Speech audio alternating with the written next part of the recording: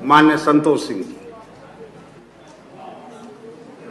माननीय अधिष्ठाता महोदय, मैं पहली बार इस सदन में आया हूं। आज मेरा चौथा दिन है और मुझे बोलने का आपने मौका दिया, इसलिए मैं हृदय की गहराइयों से आपका आभार प्रकट करता हूं। मैं केवल अनुपूरक बजट पर बोलूंगा। माननीय वित्त मंत्री जी ने उत्तर प्रदेश के चौमुखी विकास के लिए 12,293 करोड़ रुपए का बजट प्रस्तुत किया है। आंकड़े पहले हमारी बहन ने रख दिया है, लेकिन ये मूल बजट का 1.66% है, जो कि मूल बजट फरवरी में आया था, हमारी सरकार लेकर के आई थी। यह इस अनुपूरक बजट में जो मुख्य बात है, यह बजट गरीब किसान के हित में व प्रदेश के औद्योगिक विकास को तेज करने के साथ ही युवाओं को प्रशिक्षित कर, जो केंद्र सरकार भी एक योजना लेकर के आई है 1 करोड़ युवाओं को लेकर के, उसको आगे बढ़ाते हुए उनको नए रोजगार से जोड़ने के लिए अनुपूरक बजट समर्पित है।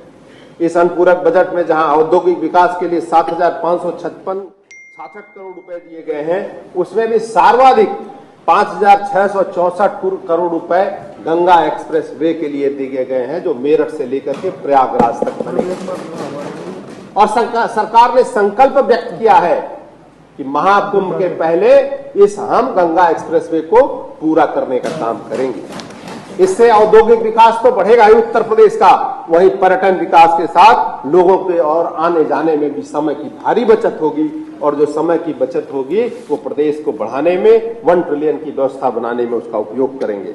विकास कार्य हो तो जहां अनुपूरक बजट में 7,981.98 करोड़ रुपए और राजस्व मद में 4,227.94 करोड़ रुपए दिए गए हैं, वहीं नई मांगों के लिए भी सरकार ने 319.95 करोड़ रुपए की व्यवस्था करी है। अभी बहन बोल रही थी, ऊर्जा विभाग, परिवहन विभाग के लिए भी 2,000 और 1,000 करोड़ की क्रमशः व्यवस्था की गई है। मैंने पहले ही कहा, यह बजट युवाओं के और कौशल विकास पर समर्पित है। कौशल विकास और रोजगार सरकार की प्राथमिकता पर है और इसके लिए कुल 300 करोड़ रुपए की मूल बजट के अतिरिक्त अनुपूरक बजट में भी व्यवस्था की गई है। जो शहरों में अमृत योजना है, उसके लिए 600 करोड़ रुपए भी दिए गए हैं।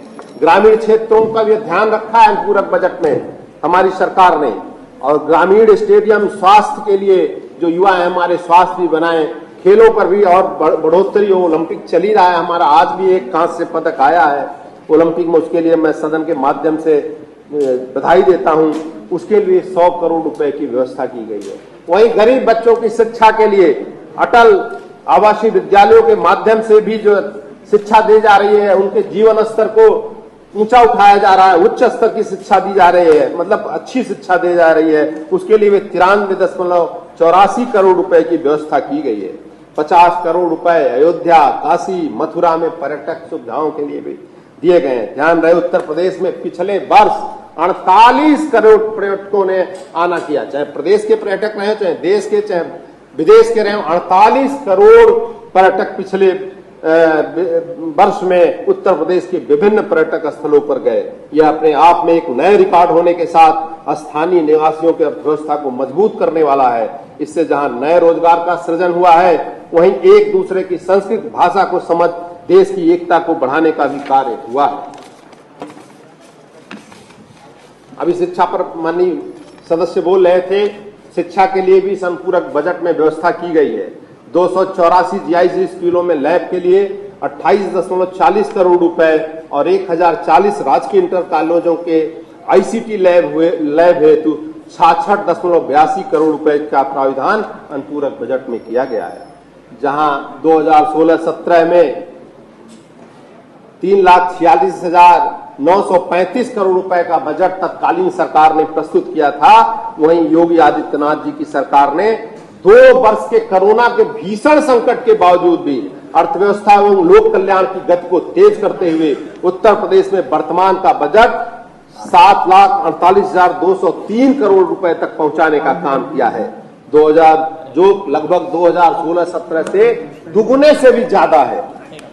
इससे भारत की अर्थव्यवस्था को खत्म कर रहा हूं, बस ये आधा मिनट। इससे भारत की अर्थव्यवस्था को समृद्ध करने के लिए योगी आदित्यनाथ जी की सरकार के 1 ट्रिलियन अर्थव्यवस्था का प्रदेश बनाने को संकल्प को गति और मिलेगी। यहाँ उल्लेख करना उचित होगा, योगी आदित्यनाथ जी की सरकार में ग्राउंड ब्रेकिंग सेरेमनी के माध्यम से 4874 परियोजनाएं शुरू हो चुकी हैं। जिसने प्रदेश की अर्थव्यवस्था को मजबूत किया ही है, वहीं 8.18 लोगों को रोजगार भी उपलब्ध कराया है।